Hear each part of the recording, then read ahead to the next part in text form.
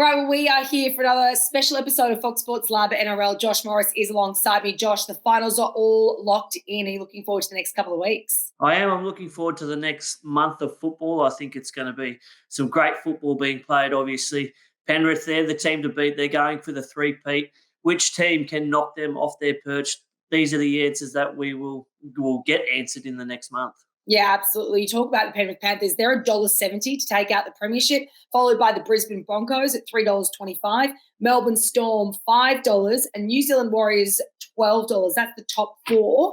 Do you see that changing at all, and do you agree with where that market's at?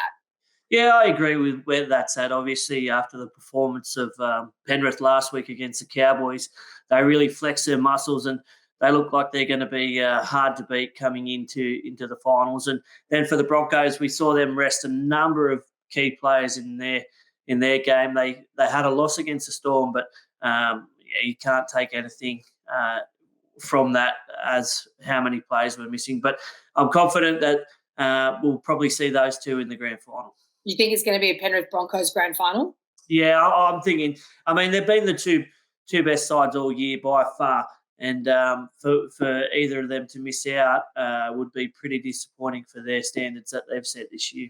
Obviously, some elimination finals this weekend. We've got the Sydney Roosters, Newcastle Knights, the Raiders, and the Sharks all in the mix of that bottom four of the top eight. But I want to focus on the top eight quickly because their season's done and dusted and they're looking to 2024. Biggest winners and losers for you in that, Josh Morris? Oh, look, I think the Dolphins, I tipped them to be wooden spooners and probably so did a lot of other people. But, I was really happy with the way they performed. Halfway through the season, you probably would have given them an A. But, we spoke about them throughout the year with their depth and what happens if injuries come along. And throughout the back end of the year, they really struggled. But they finished the year with a win and they have a lot of positives heading into next year. They've got some key signings in Herbie Farnsworth, Thomas Flegler and Jake Avarillo from the Doggies. So, I really liked their season that they had, and they generated some support from the fans as well. I think they were everyone's second favourite team. So I'd give them a pass mark so far. And as I said, they got big things coming next year as well. Just looking at the West Tigers, we talk about wooden spooners. They collected the wooden spoon for a second straight year. Can you see them getting off the bottom of the ladder with who they're recruiting in the offseason and, taking with Benji Marshall taking over? Are they a chance of being in the top eight come next year? Yeah, well, look, I was hopeful for the Tigers to have a big year. They had some good signings in Bateman, Coruscant, Papali'i, Clemmer, and they've got some good young talent coming through. But, yeah, they just the wheels fell off and two wooden spoons in a row. The coach was sacked with a couple of weeks to go, and now they have a head coach who's had one season of first grade as an apprenticeship. So it's not looking good for the Tigers again. Benji needs to obviously surround himself with some older, experienced coaches. I think John Morris is coming on board will certainly help that. But, look, they need to have a really tough preseason. As I said, they've got some good youngsters coming through, but, I can't see them challenging the 8 next year again, to be honest. What about the Bunnies? They'll be out to prove a point come next year in 2024. Where do you sort of assess their season? What sort of mark do you give them? Because they were leading the competition at round 11 and then they didn't even make the 8. Well, I think they'd give themselves an F, to be honest. They were leading the competition after round 11 and everyone had tipped them to go on and get the job done or to challenge Penrith.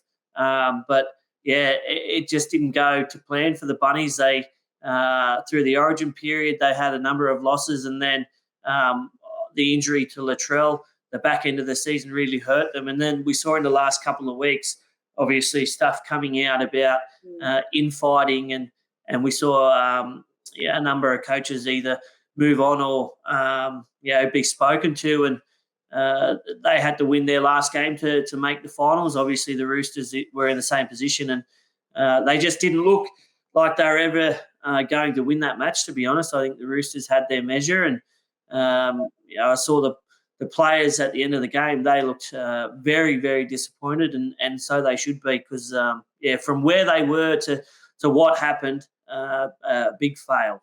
Yeah, absolutely. A big F on that one. Also, too, for the Bulldogs, they'll be happy the preseason is, sort of in the future now, but at least 2023 is behind them considering everything that's come out this week.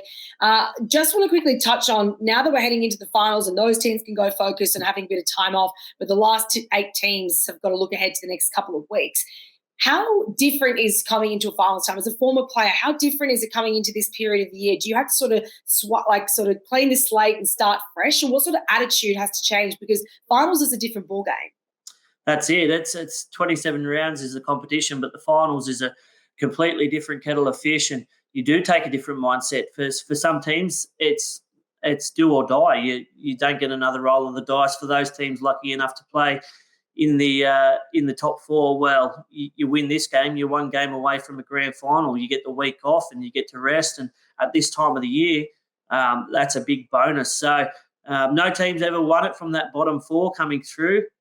So to win, they have to play 4 games in a row against the best sides this time of year, which makes it very, very hard. But as I said, anyone can win on their day in finals. It's a different beast, and that's what makes finals football so exciting.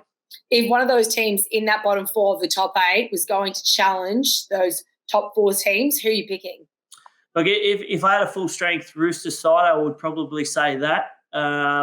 I think they've played some really good football the last month. Their defence has really nailed down, and they're conceding a lot less points. But I just think the loss of Jared Waerea-Hargreaves, Daniel Tupou, possibly Joey Manu again this week would make it hard for them. So if they had a full-strength side, I'd probably be giving them a chance. But who knows? The Sharkies could sneak in as well, and I'm actually looking forward to both those elimination clashes.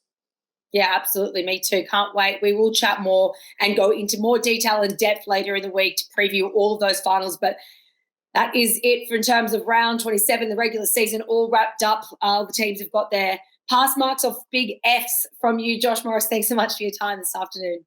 Thank you. Imagine what you could be buying instead. For free and confidential support, call the number on the screen or visit the website.